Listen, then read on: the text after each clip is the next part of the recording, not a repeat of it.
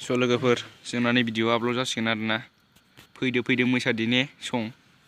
support खालामलायदो लोगोफोर नै upload जागासिनो एसपि ब्रह्म इउटुब चेनेलाव हगारनाय जागोन आरो बेखौहाय एस ब्रह्ममोन नामा एस ब्रह्म नै बिथांनि चेनेला नैबेनो लाइट होनायखौ सिनायाखैलै लाइट खोमोननाय र'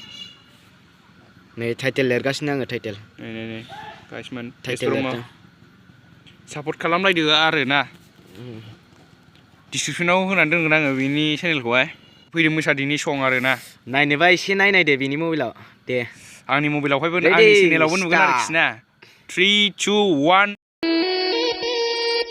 फैदो मोसादिनि फैदो रंजादिनि फैदो बाज्ल'दिनि बोसोर गोदानाव दुखु दाहाखौ बावगारनानै हांमा हांसाखौ बावगारनानै दुखु दाहाखौ बावगारनानै बयबो मोसादि सल'खौ भिडिअखौ एसेखिनियाव दोनथ'नाय जासै मानोना आंनि भिडिअखौ मोजां मोनोब्ला लाइक शेयार कमेन्ट आरो साबस्क्राइब खालामनानै बेल आइकन गावस्लांजोबदो